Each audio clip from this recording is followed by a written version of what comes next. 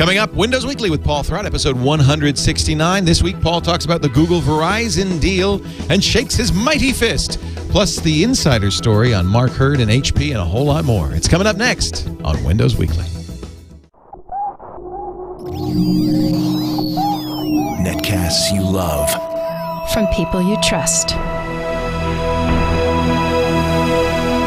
This is TWiT.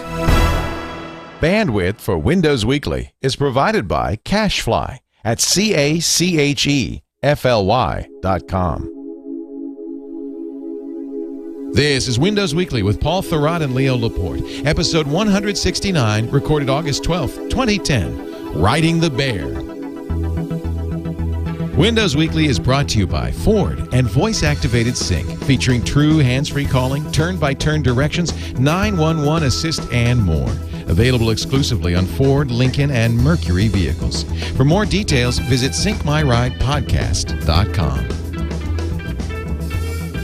And by Drobo, the original S, Pro, and new Drobo Elite, offering expandable storage products for individuals, small businesses, and creative teams. For more information and instant rebates, visit drobo.com/windows. And by audible.com. To download a free audiobook of your choice, go to audible.com/windows. It's time for Windows Weekly, the show that covers your favorite subject, whatever that might be. And here with your favorite subject right now. Please call in and tell us. Please let us know. Paul Thurrott, he is near Baden in Germany, just down the road a bit from Strasbourg, which is where the pate comes from. Hello, Paul. Are you eating well? I'm eating too well. Yeah. Good food. You know what's sad? The month before I came here, I was trying to finish up that Windows Phone book as quickly as possible, and I killed myself to get that done. I didn't go to the gym. I didn't leave the house, and now I come here and it's like the land of sausages and rich sauces. This is the worst possible combination. From a health standpoint. Yeah, Kartoffel and Schlag and Wiener Schnitzel. Get home and basketball is going to start up in September and I'm going to be you're going to be in a world of hurt. Instant cardiac arrest, is how it's going to go. Well, this is I think going to be a somewhat short show, partly because your friends are waiting to stuff you with sausage. Well, actually, and beer. We had sausage for dinner. Oh, all right. Now they're going to take you out and have some beer. Some wine will be had. Little vino.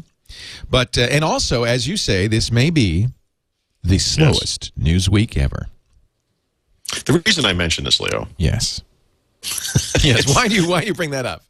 Why do I bring that up? I've been writing news stories since the mid '90s. I don't remember exactly when, 1994, 95, somewhere in that time frame. And I've always sort of viewed my job as I think of it as a digest. But I also think of it as I'm not going to cover every single thing that happens because not every single thing that happens matters. No. No. And I'm also one person. I'm not CNET, so I can't just, blindly cover every little pseudo story that comes down the pike. But it amuses me and amazes me how often I get email about those things that I just choose to skip because they're not stories. They're not interesting.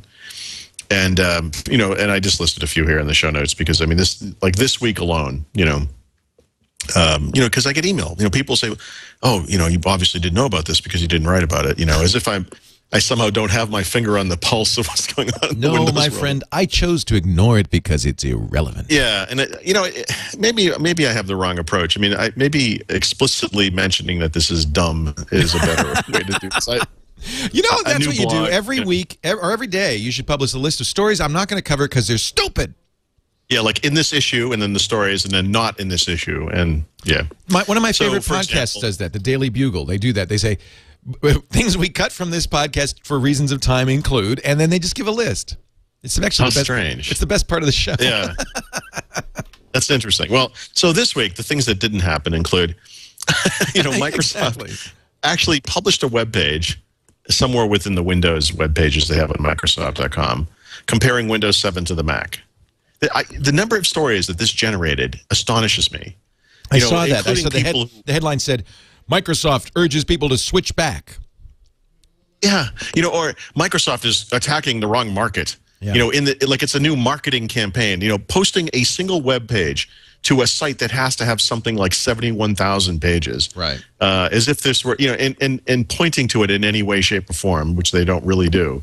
I mean, it's just whatever. I mean, you know, people go to the Windows website to find out about Windows. So having information about why Microsoft believes Windows might be better than the Mac for those people is not an attack, and it's certainly not, it's not interesting. I mean, why wouldn't they have something like that? It's like deriding a car company for advertising that their car is better than another car from another company, right? I mean, it's dumb. It's just, it's not mocking a story. Apple because they publish videos showing bars falling on other people's phones. Oh, wait a minute. Well, okay. We did mock that. So this is this woman has surprisingly large eyes. Yes. You know what? And wait a minute. I think the key for her is she looks like a Mac person. Oh, is that it? She has a hammock in her house. Yeah, who would have a hammock in What her is house? that? I know. Someone creative, someone maybe who would use a Mac. Deciding between a PC and Mac, here's what you need to know. So really, the what I saw summarized. I mean, you see this giant attack. You know, like, I mean, really?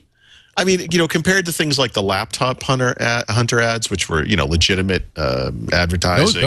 Those were aimed at Apple, absolutely, yeah. Yeah, I mean, and interesting. I mean, so this, not interesting. They mentioned that you can get Blu-ray and there's more software. There you go. There you go. Those are number 1 and 2 on the list. Yeah. So who cares? I mean, give me a break. So the other one was Microsoft recommends Chrome. Right. In other words, one of the things that happened over the past, yeah, it would be a shock if it happened. Microsoft released the new version of Hotmail, right, to all of their 350 million plus users. Right. It seemed like they suddenly sped it up there at the end because, you know, they were coming under a lot of criticism because they had originally said this was going to take all summer, and people were complaining and complaining and complaining. And so finally they said, screw it. Okay, you can all have it. They release it.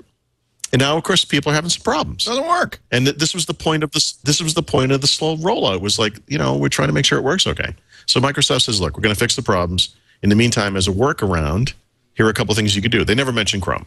The Chrome thing came up in a forum on support.microsoft.com where people were interacting with a support engineer from Microsoft. And one of these guys said, you know what? If you can't get it to work now, you just try Chrome for now and it will work fine. So now he, as a representative of Microsoft, thus Microsoft has now recommended Chrome. Really? So Windows Live, Edward S., we got our eye on you. Maybe he's that mole from Apple that they were talking about the other week. Yeah. Or he'd definitely be from Google, wouldn't he? But my absolute favorite non-story. By the way, these are the stories we're not covering, just so you know. Yeah, as 20 minutes in. Microsoft is going to develop Windows Phone games in-house. Oh, my God. Why would anyone ever develop a game for Windows Phone? I mean, Microsoft's going to develop games. Why would anyone else do it? Really? You know, Microsoft develops games like the for Xbox? Windows. Yeah. And the Xbox 360, exactly. Yeah. Microsoft, you know, they owned the publishing company at the time. They owned Bungie, but they were responsible for Halo and many other games. Right. That hasn't stopped the Xbox 360 from being a success or not a success, however you want to look at it. I mean, this is just, why would it be surprising that they are positioning Windows Phone as a new game platform, right? It's right up there with games for Windows Live and Xbox Live on Xbox 360. You can use the same programming model, program games that run on all 3 platforms. Yes, it's a game platform. Why wouldn't they create games for this platform? That's crazy. This is not a story. So that's what I got for this week. Those are not stories. Maybe what you're saying, maybe what you're really seeing is what you said at the beginning, which is it's a slow news week, so they're making this crap up. They're grasping at any straw and they can find. Yeah, but you know, the thing that bugs me is these stories always come out of the sites that publish everything. Right. In other words, these sites don't have to make stuff up. Why? It's like they're on a churn model. You know, we have to have 30 stories today, you know, and they get propagated. I mean, these stories were on every single tech website in the world today or this week or whatever. You know, these are not stories. They're not interesting. They're not true. They're not anything. They're nothing. They're not news stories. Well, if I may continue in the curmudgeon mode that you've started here. Please do. Please do. Really, the problem is, and it's been a problem for a long time, is that blogs like these and TechCrunch and every other tech news blog, it's all about link bait. It's all about generating page views. That's where they make their revenue. So even if there isn't a real news story, it's not like a newspaper. It's even if there isn't a real news story, they will gin one up. And the whole key for them is, and this is, I try to avoid this. We even get in this conversation here at TWiT, SEO. What's going to generate traffic? What words can you use in the title that will generate links, will generate traffic, and ultimately generate revenue? And frankly, that's what the online news business has turned into, and I think it's terrible. It kills me because I get accused of this every once in a while, like, oh, you just publish this, and unless it's like an outright joke, an obvious thing on my blog, I would only do this on, I recoil from that kind of thing because I really don't do this. I mean, each of those stories I mentioned is exactly what you say.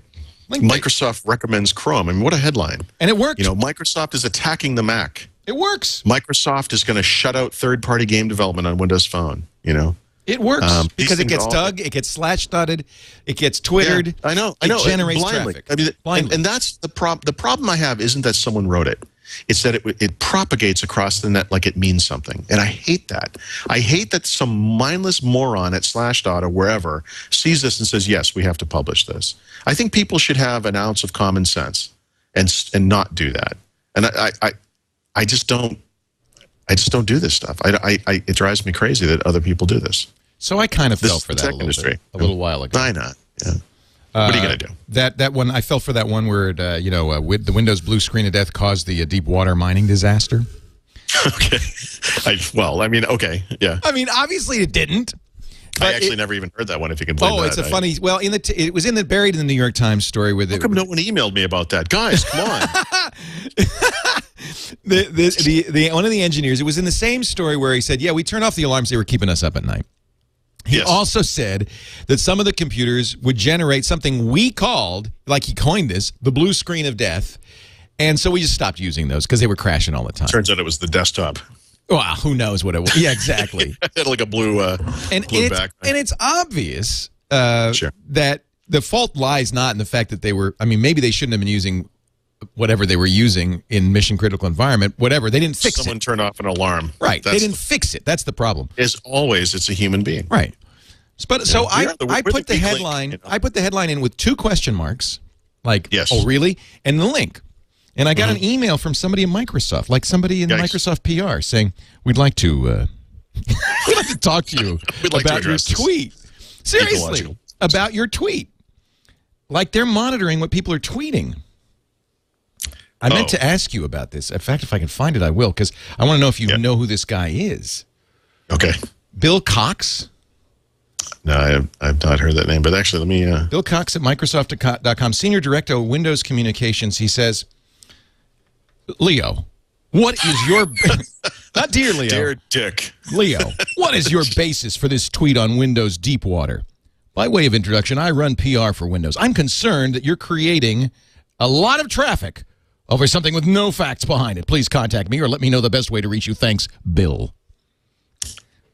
Could it be? Is that real or is that somebody tweaking me? It could absolutely be real. It was a tweet. And it had double question marks like, really? I guess I left out the word, really? Microsoft misses the days when they just kind of control the whole story. They're like Pravda, It wasn't like I wrote an article. It was a tweet. Right. But, but maybe they were trying to kind of stop this one at the source, right? Well, it wasn't the source because I had a link to the article that said... I mean, in other words, there are different layers of where this thing goes. Right. That sometimes that's how it starts. If enough people tweet about something, maybe they're using one of those programs that says, here's the big, trends right now. Clearly that was what it is. You're not, Joe Blow, you're Leo Laporte. If you read my Twitter post, it had the link to the article whose headline was... Microsoft Windows causes the Deepwater disaster. So what is my source? That. I was pointing to an article, and I put 2 question marks. Anyway, I thought it was funny. So the next time Microsoft releases Windows 7 sales figures, they should compare it to the number of gallons that have fallen into the Gulf. Yes. We've sold more copies of Windows than gallons. One copy of Windows for every dollop of oil that has killed a bird somewhere in Louisiana. Oh. I don't know. That's unbelievable.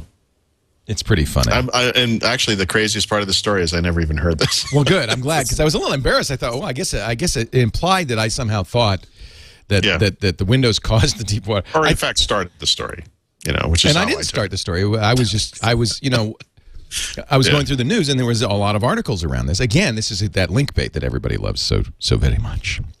Look, I mean, none of us are innocent. I guess is how I would put it. But like I said, when I go for the link bait thing, it's clearly a joke. Oh, in a blog, not on my news site. Not a formal article on my website. It's a joke. Obviously, you don't do it systemically. That's the difference. I mean, systemically, I don't think I even do it at all, really. Right. But I mean, I think that I must. We're all human. I mean, I must. Well, we're all aware of driving. I can choose traffic. a provocative headline or not choose a provocative headline. I mean, well, I always choose provocative. I don't have my finger on the pulse of advertising, or I don't have no idea what's going on. I remain in a clueless state that should absolve me of all blame of anything. But I mean, Well, I mean, just to be fair, yesterday we did This Week in Google, the name of the show, Carrier Humping Net Neutrality Surrender Monkeys. I think that was a good link traffic generator. Awesome. And wait till you see the title for this show. I know. It's going to have to be good, because that's a good one to live up to. That's the only time I ever consider click is in the title, and it really was more of a creative act. It's like writing a headline. Look, we're not the podcast of record here. I mean, we're having a good time. It's okay to be funny. You can have a funny headline. I mean, That's the whole point. I'm having fun here.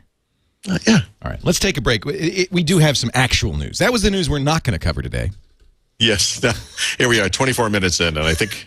I want to know what you think about Mark Hurd. I want to know about the Dell streak. I want to know, I mean, the Google-Verizon thing, which we spent a lot of time on Twig yesterday. I'd love to hear your take on that. All of that coming up. Paul Thurrott is here from Germany with a massive glass of wine. That is the biggest ever. Does this turn this into like a PG-13 podcast? Nah. Are you kidding? Most of these, it's just so we're clear. It's after 9 o'clock at night here. Half these shows are our hosts are. I want to. You know what I want to do? I want to live in Europe, and we do this show at this time, and I'm always in a bizarre state of drunkenness. I think I will be like the Christopher Hitchens of the, tech blogger world. Yeah, I don't want to impugn Christopher Hitchens, but it does seem like he's often in his cups. Maybe that's just his style of... I think it's somewhat affected, but I think it's also based on reality. Paul Thurrott. You're an ignorant slut. He probably doesn't drink or smoke anymore, but I mean, this is it's his thing. It's like Dean Martin. Yes. Yeah. Right. You can be the Don Rickles to my Dean Martin. All right. All right, you knucklehead. Here we go with a Ford commercial. I want to real quickly mention our friends at Ford, because they did such a great job. We were talking about that trip to Detroit at before the show began. Oh, gosh, I had fun there. When somebody sent me a T-shirt that I wore inadvertently, and I shouldn't. It was funny. It said, "I'm so bad, I vacationed in Detroit." and there is that impression. I literally was in Germany's Detroit yesterday. You were in Stuttgart. Stuttgart, yeah. Where the test track. They're doing a little better than the American car companies, by the way. Ford. You haven't checked the Ford stats Ford's lately. Doing great. Actually, Ford is really crushing it. I want to point out to people, because obviously Ford's advertising here. But you can be honest. If you didn't like Ford, you could say. But people will remember. Well, long before Ford ever advertised, I rented a car in Colorado, and it had the sync thing, and I couldn't stop talking about it. It was the most incredible thing I'd ever seen. So I completely get it. If I was in a market for a new car now, I would absolutely consider a Ford, if only for the sync system. They're actually, if you test. So I know that sounds like a calculated suck. Yeah. No, I remember when you were talking about sync. I know what it sounds like. And I knew that we were pitching Ford at the time. We hadn't got the buy yet, and I knew it. And I was going, I'm not sure. But I didn't, right? You didn't know. And I said nothing. Okay. But now driving a car with sync, I love my Mustang. In fact, we have a Toyota. Jennifer drives a Toyota Highlander, and I had her. I talked to her about the Flex. She wants to trade in a year-old Highlander to buy a Ford Flex because it's such a nice car. They finally, I think, Ford is leading the way in bringing kind of the pride back to the Motor City. And I have to tell you, Detroit, Dearborn, we had a blast. We saw the production line. I drove on the test track, which is Stuttgart has that famous Mercedes test track. This was like that. The guy took me on in a 2011 Shelby Cobra Mustang, at 100 miles an hour. We broke the equipment. It was so much fun. Anyway, if you get a chance, watch those specials. They're on the TWiT specials feed. We also got to go to the Maker Faire at the Henry Ford Museum in Dearborn. It was just really neat. And Ford has asked me to tell you that to tell the world. Tell me specifically. Not you. Well, you probably should know this as well. That when I crashed the Ford Flex into the Fiesta, two things. It was my fault. One. And two, there was not a scratch on either car. So just wow. I said we could cut that out if you want. I said no, we love it. Leave it in. But would you mind just putting a little disclaimer that says, something like closed course, unprofessional driver, something like that at the bottom. No, the Flex has auto park. Like it does, you pull up and you press a button and it parks the car. What they didn't tell me, of course I should have known, is once the car's parked, you might want to turn it off or put on the parking brake. You don't just sit there because the car is still going and will continue to back up and hit the car behind it, which it did. Much to my surprise. As designed. I thought it's exactly as designed. I thought, this is good. It'll turn itself off. It'll put up a little sign that says you can get out now. I don't know. Maybe it'll open the door. I don't know. No, it doesn't do that. Leo is an idiot. It did have the Ford Sync in it, and I'm a big fan. And they're still advertising. I know. That's neat. That shows their faith in the Americans' way of life. Or it was prepaid or something. I don't know. Yeah. We got your money, Ford. No. Sorry about the car. Sorry about the. No, I was getting out. I mean, we hit it pretty hard. And I was getting out thinking, oh, this is not good. I'm seeing my whole career flash before my eyes. That's neat. I had the checkbook. Literally, I had the check. I'll have to go watch this. That's pretty funny. It goes, boom. And I'll take the Fiesta. Sorry about that. You know what? The Fiesta, not a scratch. We hit it hard with the Flex, which is a big car, not a scratch. Yeah. In fact, there's two test track drivers or engineers sitting in the Fiesta. It turns out they had a bet that I would hit them. Nice. And so they were prepped for this. They're laughing at me. They're guffawing in the Fiesta. Anyway, the Fiesta, the Flex, and my Mustang have one thing in common. The incredible voice-activated sync keeps your hands on the wheel, your eyes on the road. It is a safety feature. And I have to say, I haven't crashed into a single car since I had it in my Mustang. Not counting that. Not counting the Flex. The Flex. The thing that was something. Yeah. True. That was something else. True hands-free calling, so you never miss a call. Turn-by-turn voice directions. You don't even have to buy additional GPS. It's in there. It even reroutes. It knows where your standard routes are. It knows where the traffic conditions are. It'll reroute you. 911 assist, voice-activated music, and podcast browsing. You could say, play Windows Weekly 169, and boom, there it goes. Works with all your devices. What Ford did that was smart is instead of building in things like the calling and stuff into the car, they have very sophisticated Bluetooth. So you're bringing the latest technology in with your phone, whether it's an iPhone or an Android. I use the Droid X with it. It reads my text messages from the Droid X. So when I get a text message, it goes beep, and it reads me the text message. And I can even send some canned messages back, all through voice activation. It's just amazing. Find out more about Sync at syncmyrightpodcast.com, or visit your Ford, Lincoln, and Mercury models and say, I will test drive one if it has the Sync in it. And, if you use the Auto Park, it's really cool. See, I was just mesmerized because you take your hands off the wheel and it goes and it parks you. I'm terrible. It's perfect parallel parking. And so I'm just like a goofball going, and the car just kind of slowly drifts back, faster and faster. Boom. That's great. That woke me up. It was like Inception. That was the, what do they call that when you wake up from the dream in Inception? I haven't seen it yet, but yeah. Yeah, there's the kick. They call it the kick. I had a kick. All right. Wasn't much. So did the people in the Fiesta. Oh, yeah. They're laughing. What an idiot. So so after that's done, awesome. We're going to go for a ride, and they actually gave me a helmet after that. We don't usually hand these out. They made me wear a helmet. Windows Phone. You got more news on Windows 7 Phone due out October? Yeah, I'm not sure if this is news, but, one of the big topics that's come up, I've been blogging about this stuff and writing about it, and, people write in with lots and lots of questions about the Windows Phone stuff, and one of the things that it's funny to watch people almost wake up to this, even though it's been kind of known for a while, is that Windows Phone will only sync with cloud-based services. i.e. Exchange, Gmail and Google Calendar, the Hotmail stuff, Windows Live and so forth. That's the future. It will not sync. It is the future. It should be the present. Yeah. Anyway, I think we should already be there, most of us.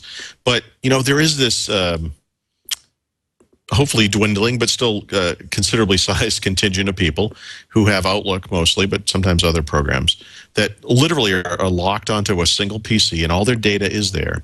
And today they're synchronizing that data somehow, through an application or a service or whatever, to a mobile device, and maybe up to sometimes to cloud services. And what they want to know is, okay, but I can do this with Windows Phone, right? And, the answer is no. And it's amazing to see the responses I get from these people.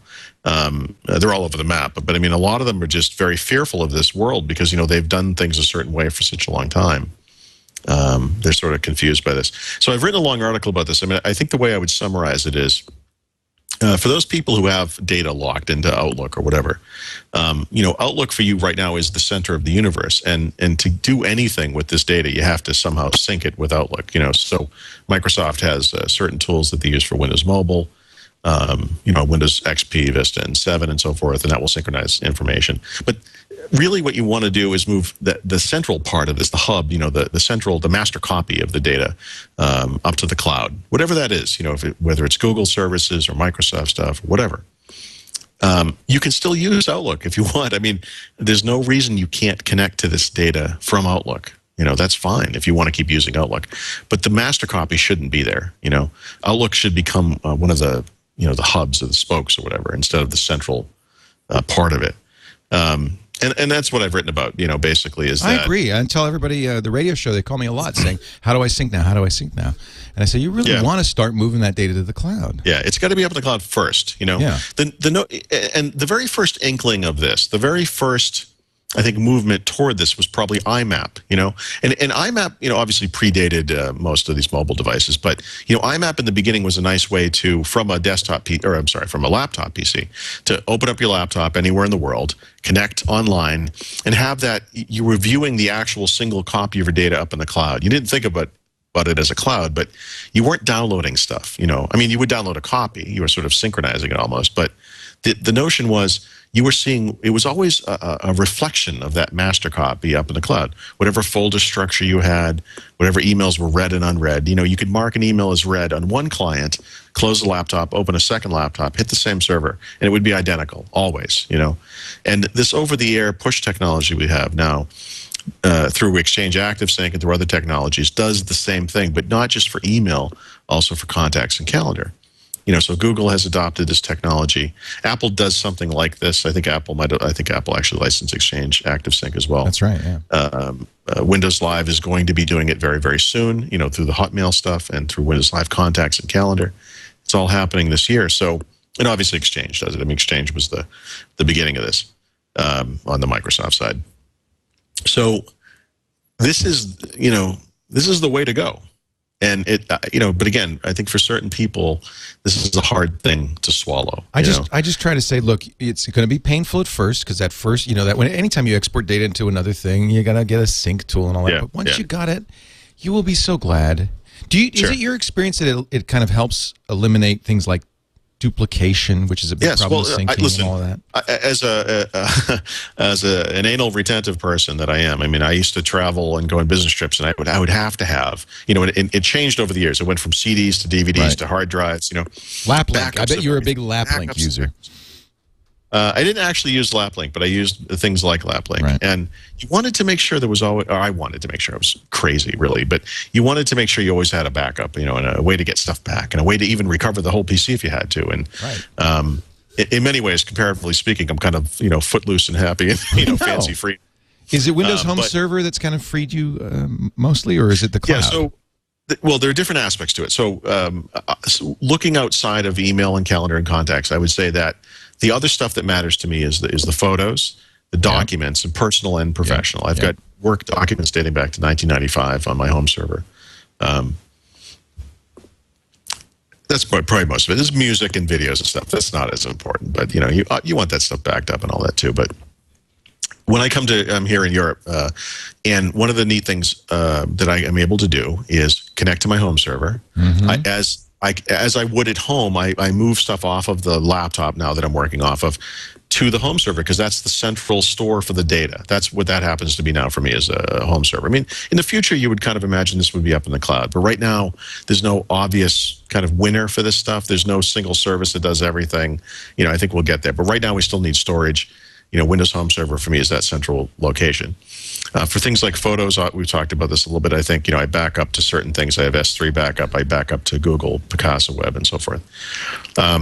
But for email, calendar, and contacts, personally, I go through the Google stuff.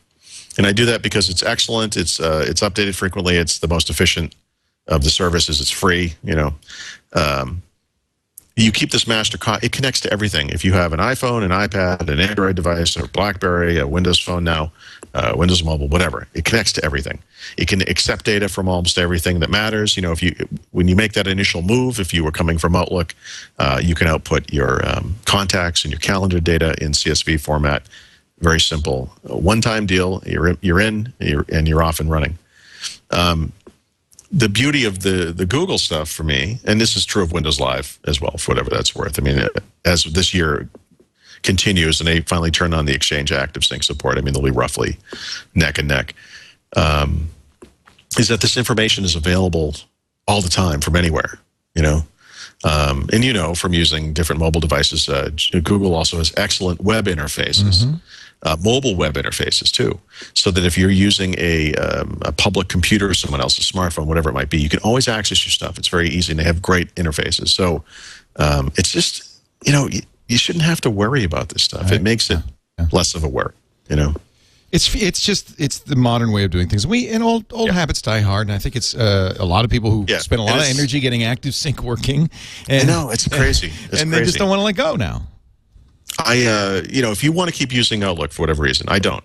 I evaluate every version that comes down the pike. I spend months with it, and every single time I come away with the same thing. It's just too heavy. It's too slow. It's too bulky. I don't like it. But I just did this today because I wrote the article. I actually had this laptop that doesn't have Outlook on it, and I thought, you know what? I can install Outlook on this very easily because the code for Outlook has been installed on there because I installed Office. I don't even need a disk, and so I did. I hooked it up with Google. It took 10 seconds. And my Google stuff is in it. If Outlook is what you want to use, no problem. You want to use Windows Live Mail, no problem. If you just want to use the web interface, which is what I prefer to use, no problem. You know, you got to get it off the computer.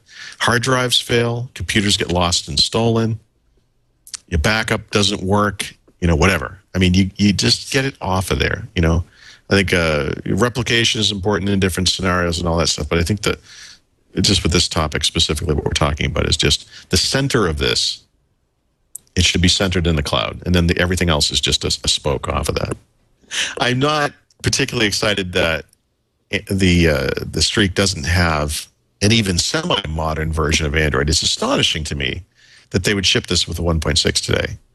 That's bizarre. You know, and I think it's neat that they're going to update it down the road. But, I mean, how could you not ship this without 2.0 or you know, something brand new? So that's too bad. So, no, I didn't order it, and I'm not going to order it. But I'm going to wait and see, and I'm curious about it. I mean, I think a slightly bigger size would be good. Somewhere halfway between this and the iPad, perhaps, might be ideal. Yeah, I mean, I think it was one of the things we talked about was screen size, and I don't think it's clear what the best screen size is. You've got, you know, the largest... No, and it may vary from person to person, you know, what your needs are. I think the iPad screen is too big, personally. I love my 4.3-inch Droid X. I think that's a nice size. Yeah. I'm thinking somewhere in the 7-inch range is going to be about right. The for Dell's me. what, 5? For, you know, for a, like one of those Arcos type devices, you know, for movie playing. Right. You know? But see, when I buy something like that, what I'm buying is a movie player. I'm not buying something that is like a technological jack of all trades. I don't care about the other stuff. You know, for me, that's what I want out of that, you know. I think there's going to be, you know, I don't want to say a backlash, but I mean, I think there's going to be a growing number of people who kind of go away from the larger screen devices just because they're not as convenient, you know. I know that you. I know you have a date with your friends in Germany, and I want to see if we can run through a few more things before you have to go, because you've got a lot of stuff to talk about here. You have do you have an opinion on the Mark Hurd thing? Mark Hurd, of course, is CEO of HP, who was forced to resign for jiggering the expense reports to cover money he spent on apparently an HP contractor, a very lovely HP contractor who had I think had sued for sexual harassment and settled. Oh man, it was kind of a mess. People tend to forget, or actually don't know. HP's been around since 1939. This is a seriously old school company. Oh yeah, they used to make scientific instruments. Yeah, they have an almost Amish-like, kind of moral guide, that they adhere to, and it goes back to the founders. So this is not unusual. No. Oh, interesting. No, I mean, I have some kind of cursory experience with these like family-run companies where, for moral reasons, they'll actually, they don't put up with certain kinds of behavior, And what happened with Mark Hurd was that, he had this relationship, or whatever it was, with this woman, and he was flying around the world and would have dinner with her at these HP events. And then he turned off the checkbook at some point, so she sued him for sexual harassment. Oh, so the deal was that. Yeah, that's interesting. Yeah. I have to be very careful here because I don't want to cross the line. Yep. Into slander or libel. So let's just say this is all alleged. These are the alleged facts. Yeah, no one knows. No one knows really what happened. The HP board found out about this, and they did two things. First they investigated it to see if they could prove these allegations, and by the way, they couldn't. Oh, interesting. But they also hired an outside consulting company to say, hey, look, if this gets out, is this going to make HP look bad? Because this is, a big deal. That's what they were worried about. Yeah. So what this company found was that, yes, this situation would irreparably damage HP's reputation. So they had to get rid of this guy. But they couldn't get rid of him for sexual harassment because they couldn't prove it. But one of the things that came out in that investigation was he was funneling money for expenses to pay her. So they could get him on that one. Funds, and that they could fire him for. Now, the thing that kills me about this is, depending on who you listen to, this guy is getting anywhere from $20 to $40 million as part of severance and stock options and so forth. The amount of money we're talking about that he might have funneled for her, in some estimates, is as high as only $20,000. I mean, it's nothing. But this is the type of thing I think that at almost any other company, and I don't mean almost any, but I mean in the tech industry in general, I would say, or in any big business, this is almost nothing in some ways. I mean, well, he's the CEO, HP, right? I mean, that carries more weight, right? Sure. HP has undergone one of the most successful phases of their entire existence under this guy. And they are the biggest technology company on earth by far. And it's just amazing how quickly this kind of happened. I guess, his deal was when he got caught, he said, I'll just pay it back and we'll put an end to this. And they said, no, you have to leave, They couldn't believe that he tried to fight it. Yeah. And, they gave, obviously, so he left. I saw another story that said that his approval rating among HP employees was, like 34%, was really low. Could that have also, could it have been just his time anyway? He was a cost cutter too, right? One of the things he did when he came into HP was cut costs. And I think a lot of that is probably people who knew people who got laid off during this time period, perhaps, or, things like that. And do you feel that he's been successful? It seems to me that he's done a great job running. He succeeded Carly Fiorina, who did some things at HP that people were very critical of, like the compact merger. She was out to lunch. That woman was absolutely. It seems as if Mark Hurd turned the company around in many ways. I actually, in an editorial of sorts in the newsletter, I wrote, I don't care what Mark Hurd did. He was still a better CEO than Carly Fiorina. Give me a break. Right. Yeah. So I think he did what he did was wrong. Yes. I don't think you'd have to look too hard at any of the biggest companies in the world to find behavior in the upper ranks that was far worse than this, but okay, whatever. I just think in a certain, it takes a certain kind of company to say, yeah, we couldn't prove sexual harassment, but we're still going to get rid of you. Right. Interesting, We, at Ziff Davis, there used to be a saying, I used to work at another family-run company. There used to be a saying called hide the boots. And I was told it came from a high-level sales guy who on a trip bought some very expensive alligator skin boots and expensed them. Yikes. And his manager pulled him in and said, dude, I don't care if you buy the boots, but you got to hide the boots. You can't just say, I bought the boots. Right. Charge it off to the client or something, but hide the boots. And ever since, so it is, in my limited experience of corporate environment, it is kind of accepted that a certain amount of finagling goes on with the expense report and that you hide the boots. Okay. I mean, I've never been in a position to do anything like that. The woman who told me this, by the way, was telling me this as we bought Kobe beef, a very expensive I think Kobe the worst beef. thing I ever put on an expense report was a slightly expensive breakfast. Yeah. You know, I mean, maybe I'm just too honest or something, but I'm with you. And now as the CEO of my own company, they better not be hiding the boots. Yeah. Hide the boots. Don't hide the boots unless it's me. Right. Yeah. I don't have to hide the boots. I'm the CEO. Right. Anyway, so, understandable from a corporate governance point of view, but perhaps not the best move from the point of view of... It's a tough one, it's a tough one. And I don't mean to be too blasé about what he did wrong and to, we should just brush this under the carpet. I'm not even suggesting that HP did the wrong thing. What I'm saying is the speed at which this happened and the very definitive nature of their decision is very HP. I mean, this is an old school company. It's like I said, the biggest technology company in the world, but it's also it's just old fashioned, Yeah. This is very much in keeping with the way, that the company is. It's just the way they are. By the way, I've just been informed by memo that I am not the CEO of TWiT. And you have, in fact, been ousted. And it says, "Dear Napoleon." Here's your $20 million. Now go. Yeah. No, I am merely the chief TWiT. I see. Let's take a break and talk about Drobo. I'm going to come back. We got more to talk about. Again, Google-Verizon.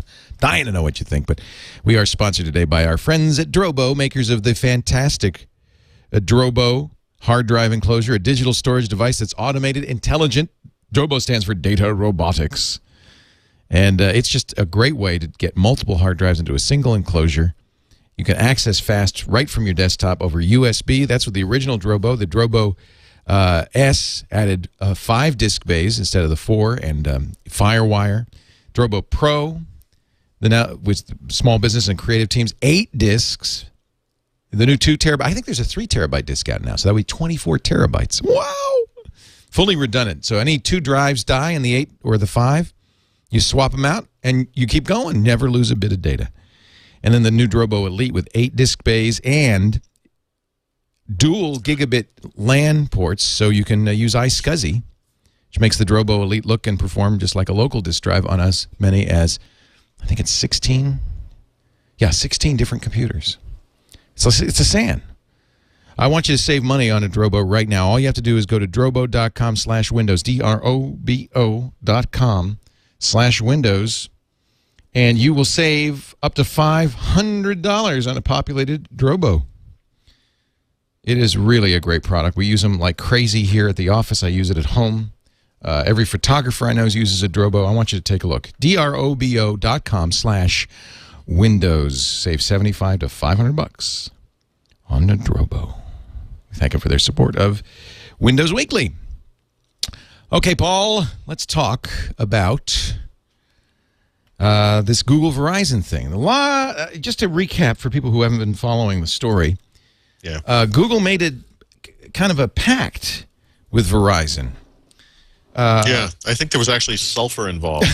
It feels like that. Some kind of a goat sacrifice. Google said when they announced it that they got great concessions from Verizon, that they were hoping this would become a template, template for legislation from the U.S. Congress and a directive to the FCC as a result.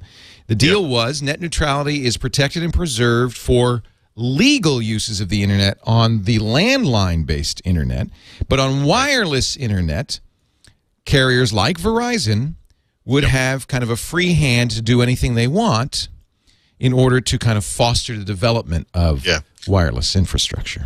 Right. So you know what this is like? What? This is like, Henry Ford just opened his first automotive plant, and in cohorts with the company that's going to build the roads that his cars will ride on. They release their idea for regulation for horses and buggies. Yeah. You know, I mean, we can do anything we want. You got to be kidding me. You know, the thing that's classic about this was in the days before this happened, there were rumors that Google and Verizon were getting together to create some kind of a anti-net neutrality cabal of some kind, and they both denied it, very heartily. Oh, of course. And then 2 days later, they announced this thing that is just so horrific.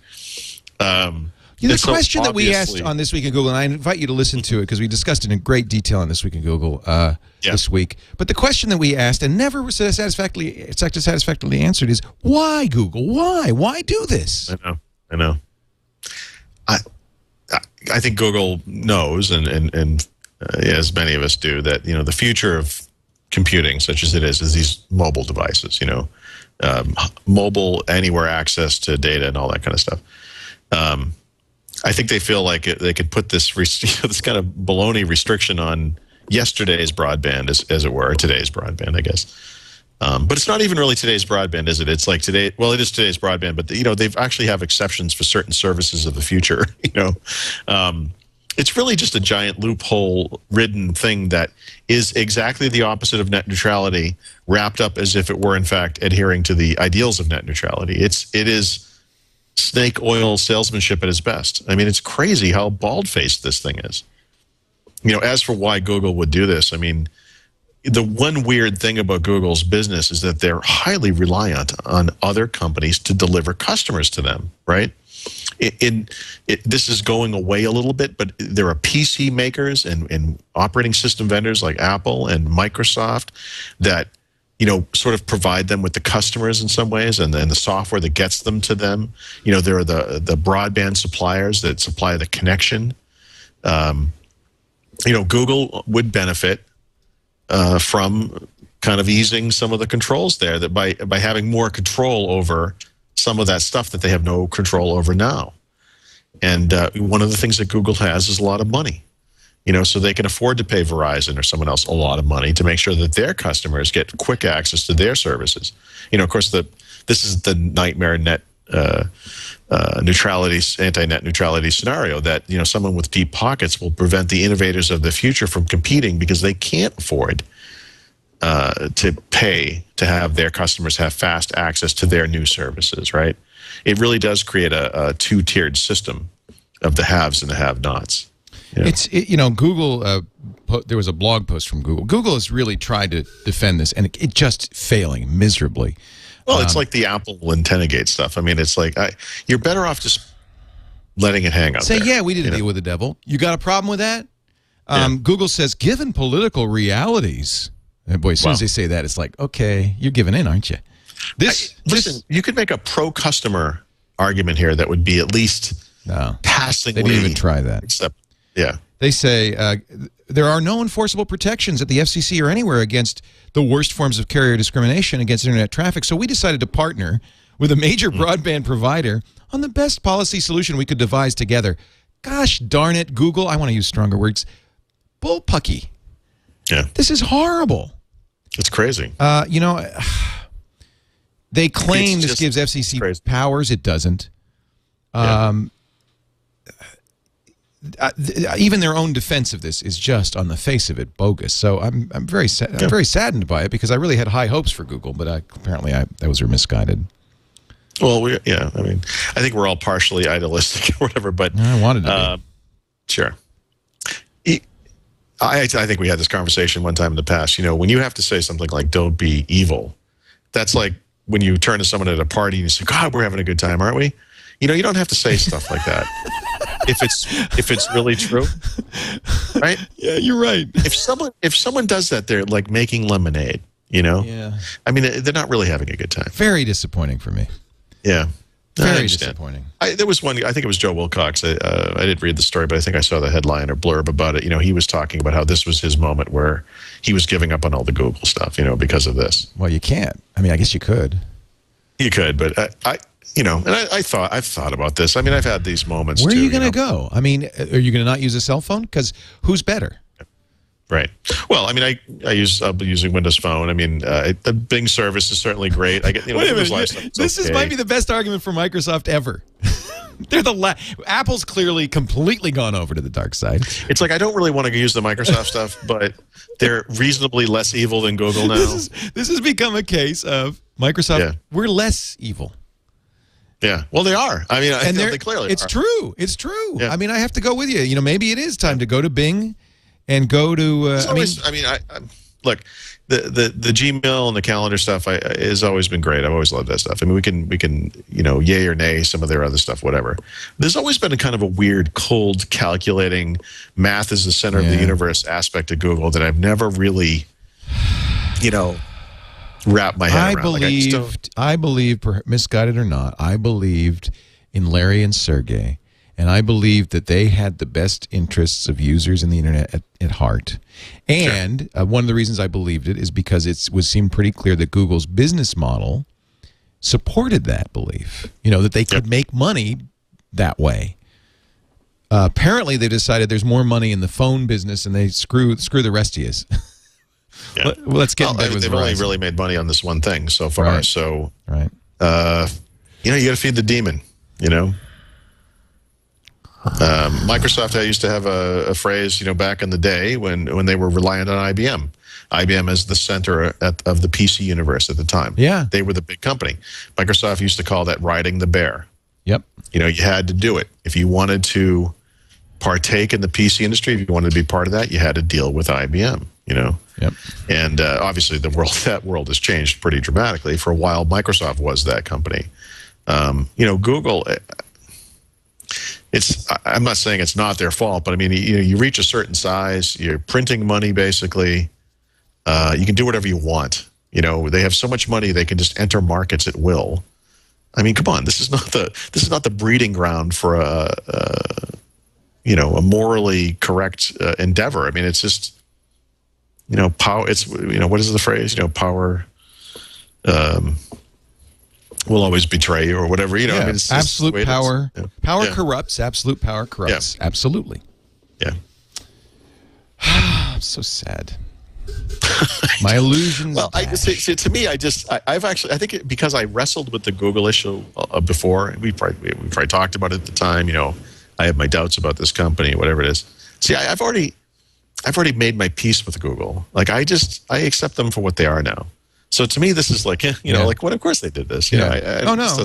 Any sensible person would say, well, look, they're a publicly held company with the fiduciary responsibility to the stakeholders. Of course, they're going to act in their best financial interest. Period. Sure, but that's what I mean. You know, it's like, why not just say, look, you know, we have X number of customers. We want to ensure they have a good experience.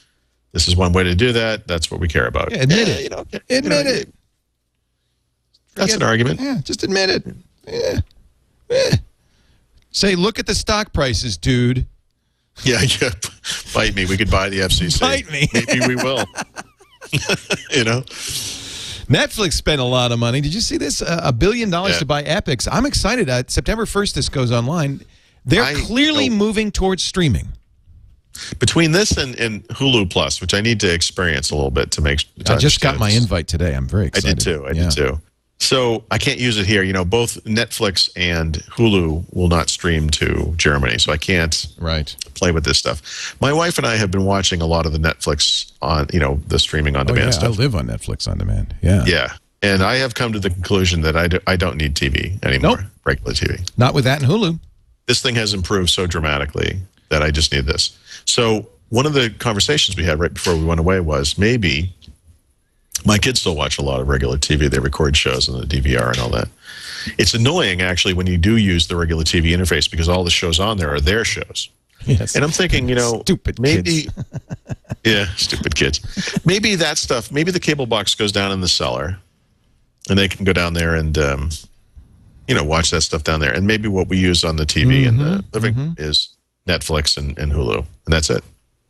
You know, and by the way, you're talking about, think about the difference here.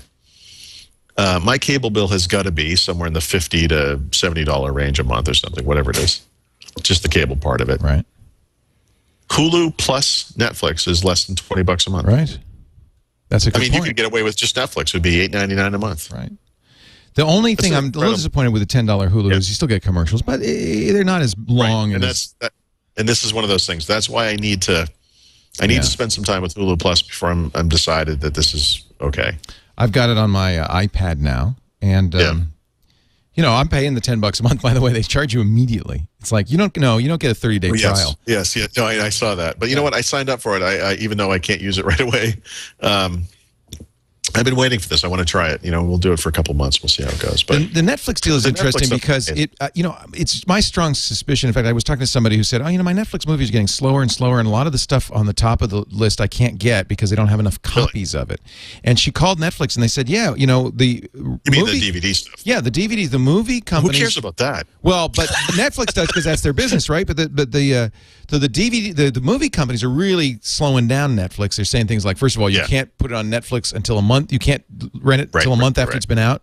You can't, you know, we're only going to give you 20 copies or whatever. And so this is really how they are gating what Netflix can do with DVDs. This is why Netflix says, okay, we're going streaming. And they spent $1 billion on Epix to add all these new movies. Now, between Paramount, MGM, Lionsgate, and they've got Stars. So I think it's just a matter of maybe a year before everything's on streaming, and you get most of it not DVDs. This thing has come in such leaps and bounds. I mean, I recall when we first started doing this a year or 2 years ago, whatever it was, you know, there was a lot of B-movie stuff, crazy direct-to-video stuff you never heard of. But there were some gems in there, you know. And I remember a friend of mine, in fact, the same guy who's out here now, you know, got that Roku box, and I remember him telling me initially, he's like, you know, the selection's a little disappointing. And I said, you know what, just go in there and look, because there's actually some decent stuff in there. Yeah. But you look at it now, they don't have to add a single thing. I'm done. I will not live long enough to see all this stuff. I agree. And I'm ecstatic about this.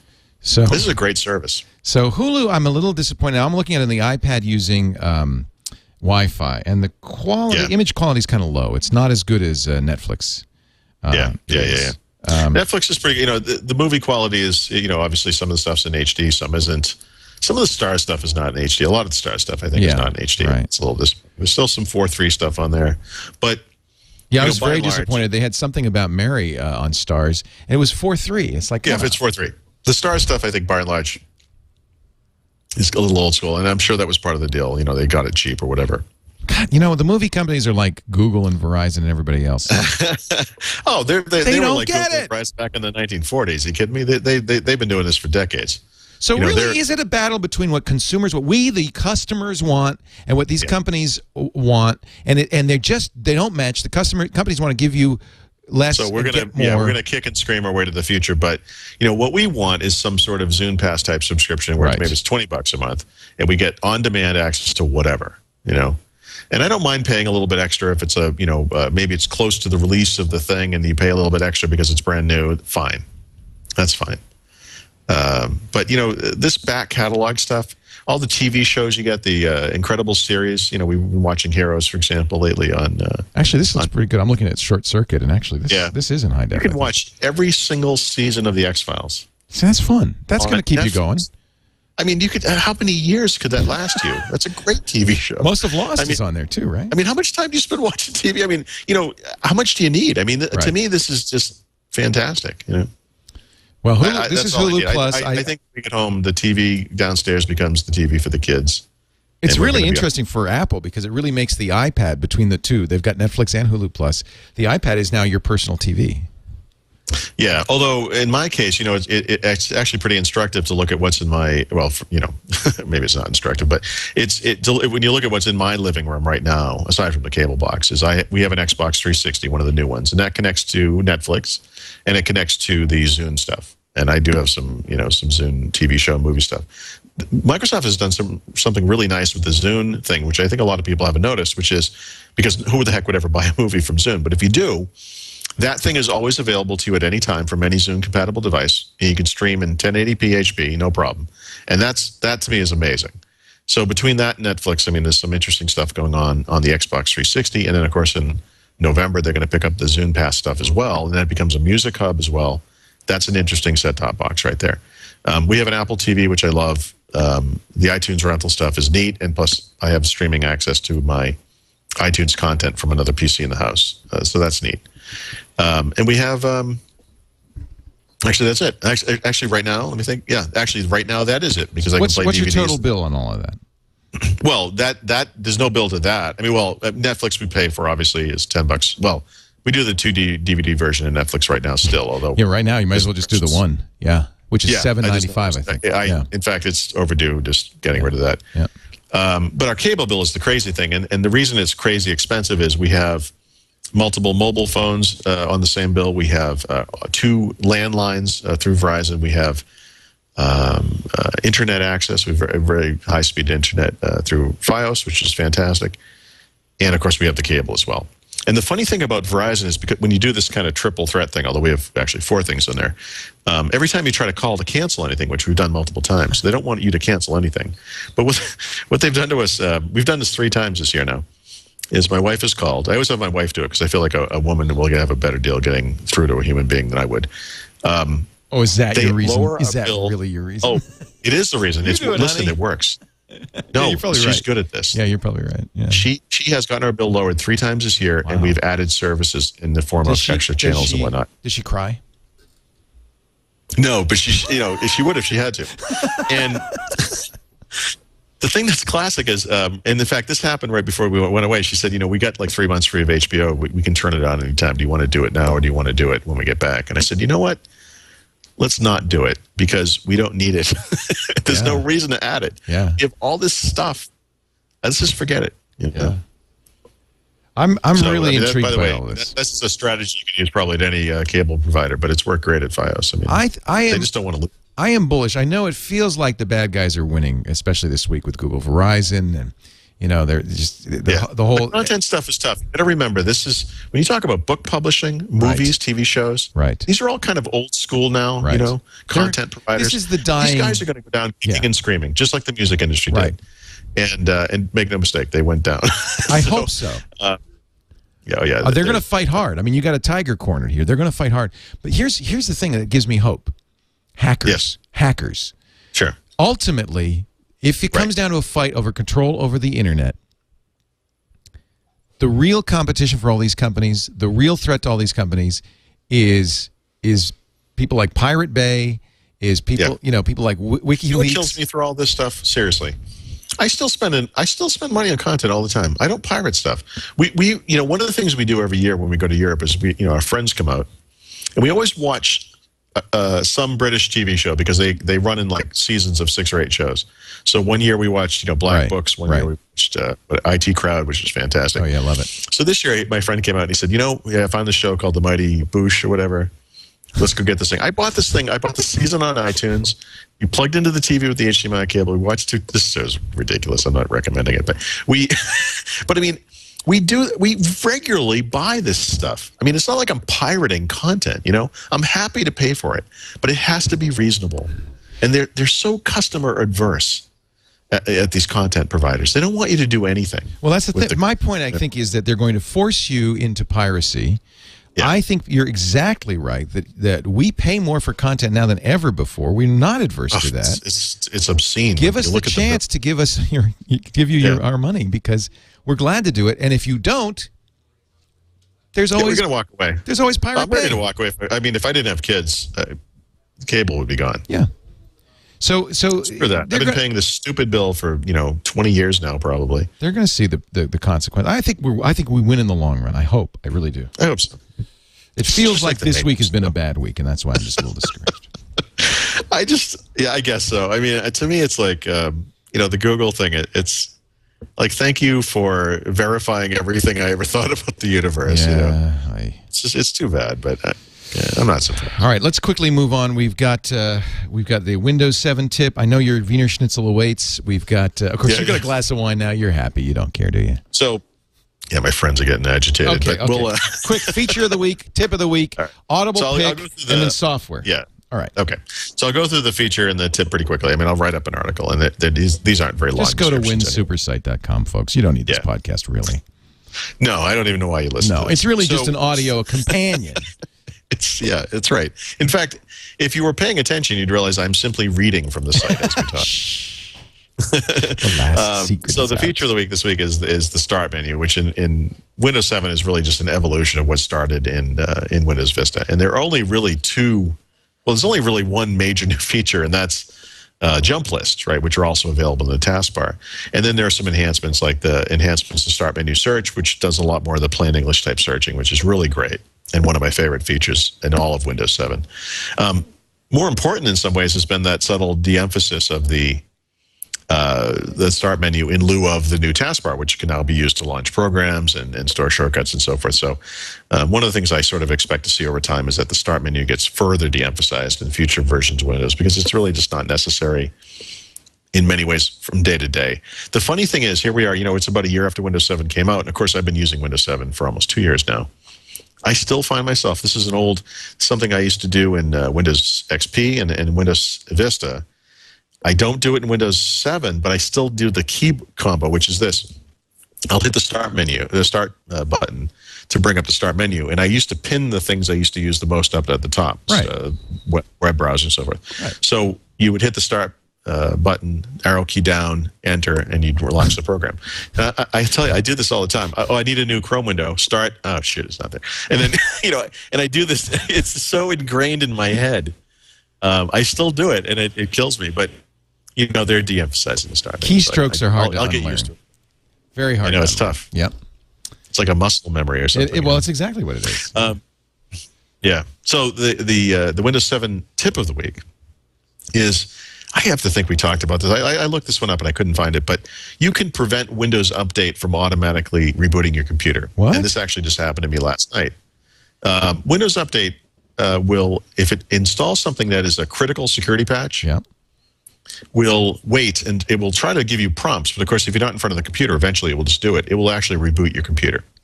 And for example, this week was the regularly scheduled monthly Microsoft security patch fiasco, and record number of patches were released and so forth. So you got to think, every Windows computer on Earth is going to be rebooting sometime this week. Right. I had all these things open. I had my website open. I had Word documents open. I had just other things that aren't important from a document, sense, like email and so forth. But I had a bunch of stuff open, and of course I got up this morning, and my computer was in a new state, like because it had rebooted, Mm-hmm.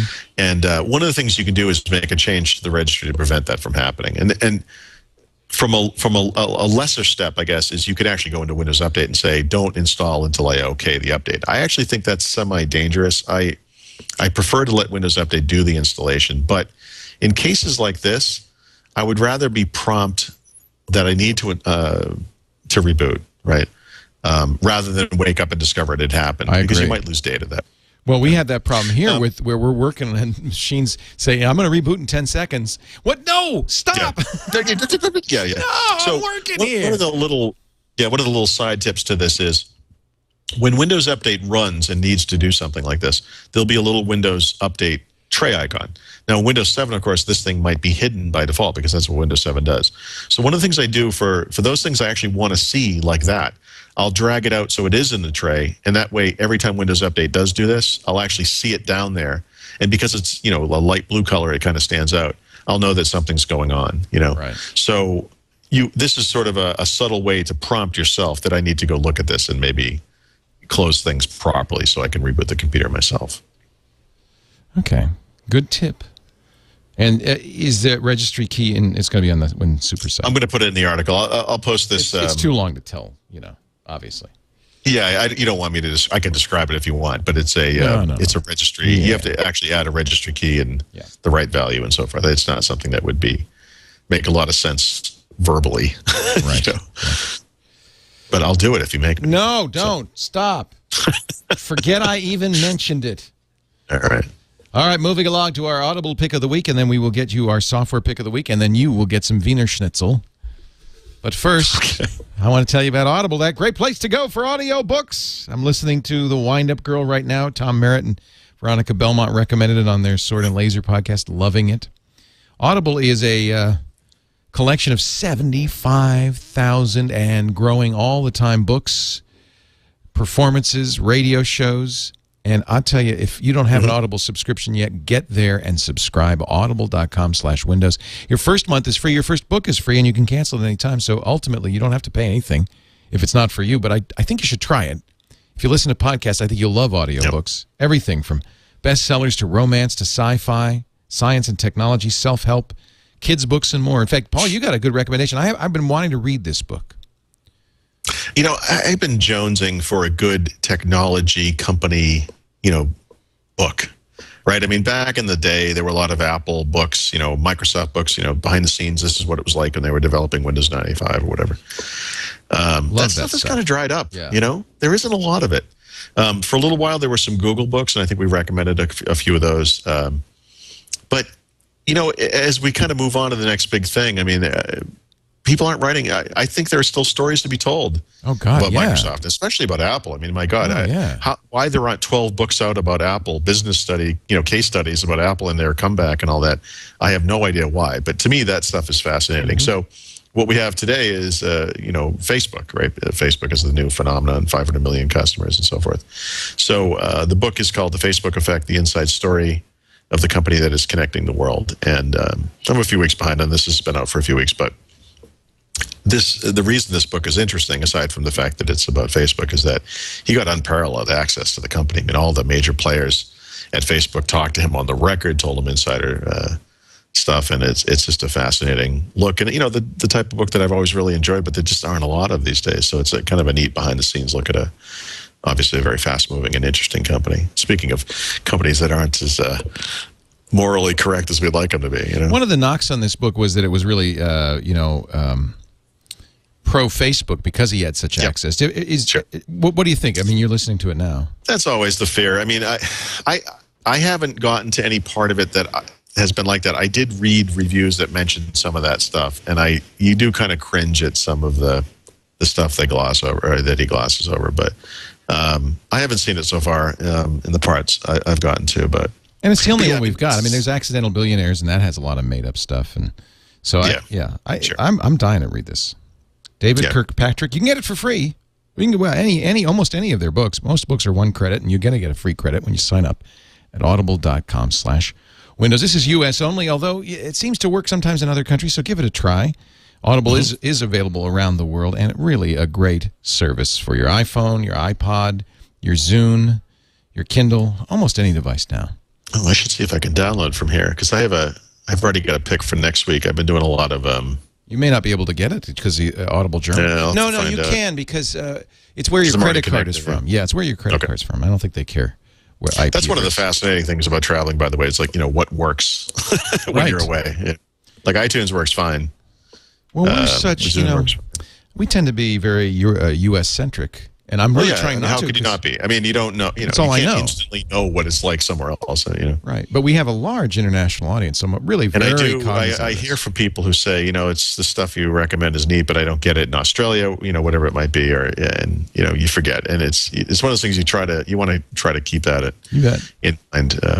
I guess what I would say is, anybody who's listening understands it's a U.S.-produced podcast. We do the best we can. We cannot say, you can get this in France, Germany, and England, but you can't get it in Australia. We just can't do that. It's not that we hate France, per se.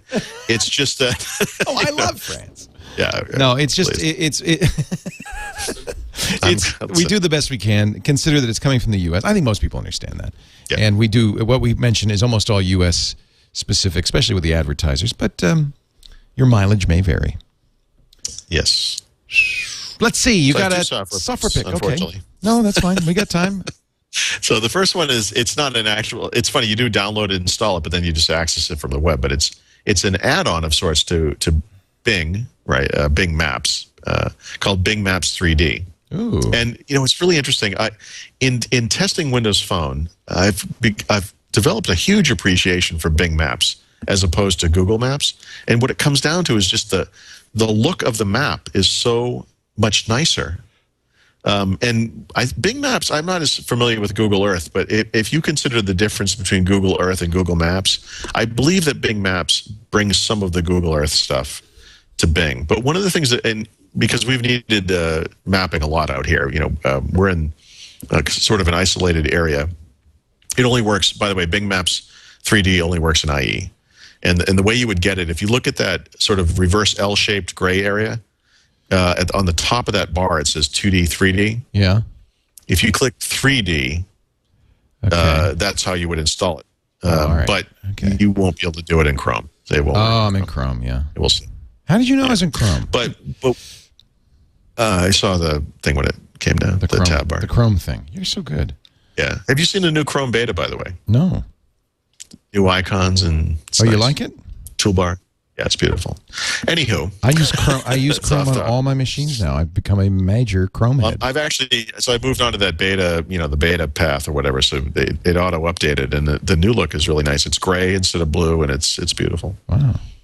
But anyway, back to Bing Maps. Anywho. So one of the things with Bing Maps 3D, what you can do is you can actually rotate the view in 3D space. You can kind of do like a flyover, and it does a lot of the 3D fill-in stuff. But it also, of course, Microsoft has always had this thing called bird's eye view, and as you zoom in close, you get that really nice. It's like the view at an angle looking down as if from a plane. Ooh, yeah. And it's a very, very attractive view, and it does it automatically, so that when you're looking at it in sort of a flat way, it's got that standard maps view, but as you go closer and closer, it turns into a satellite view. Doesn't support Safari either. I guess you have to use this on a... No, right now it's IE only, but the regular Bing stuff does work in all the browsers. It's just the 3D thing. So this is a Windows podcast, so I think it's okay if you have to use IE just for this thing. I would, but there's no IE on the Mac. Yeah. Well, maybe you're using the wrong kind of computer. There's a page at Microsoft that can help you make that decision. I'm ready to switch. The second one, this was a last-minute addition, but Daniel, I'm going to screw up his name, I'm sorry, Aguilar, who's written me a number of times. He had a tip from last week as well. Told me about something called Goo Reader, which is a beautiful-looking front end. It looks a lot, I mean, the bookshelf view in this application looks a lot like these, iBooks and Delicious, the media app. But this is a beautiful front end for Google Books and Magazines, right? You can limit the search to just those books and magazines that are unlocked, that you can access the full content, or you can see the whole collection. But it presents it in that classic bookshelf view. They've got old magazines in there and all kinds of stuff. It's a beautiful presentation. Unfortunately, it does that thing that's sort of a pet peeve of mine. It does the page turn animation, and I haven't found a way to turn that off. But it is an attractive presentation, and there's some classic stuff in there. I mean, obviously, a lot of the Google scan stuff is old, but it's just a neat presentation. So that's it, gooreader.com. And it uses the .NET framework, so it's Windows. Yeah, and if you pay for it, you can save it to PDF. Oh, neat. This is really slick. I love that. Yeah, it's a beautiful looking app. I wanted to mention, last week I recommended a really cool text editor, if you can believe that, called Microsoft Bend, and it was up on the Coplex website. And mysteriously, I think it was today, it just disappeared. There is no trace of it whatsoever. And if you didn't, I'm sure you don't. You weren't around, so it was basically a text editor, which sounds ridiculous, but it looked like the Zune software, high quality fonts, really beautiful. It's a neat application, and I don't know what happened to it, so I'm hoping to figure that out. But as of right now, I guess it's just gone. I'm not sure why. So sorry if you. I had a number of people write me today saying, "Hey, I just listened to the podcast finally, and I went to get it. It's gone, and I actually have no idea what happened to it." That's too bad. In fact, I made it up. It didn't actually ever exist. It was just a dream. Yeah, I just... it was all a dream. Yeah. So, sorry. Paul Thurrott is the editor-in-chief of the SuperSite for Windows, winsupersite.com. He's also the author of this fine tome right here. Oh, it weighs about a pound and a half. It's the Windows Business Secrets. I can't believe you... I got to send you a newer book.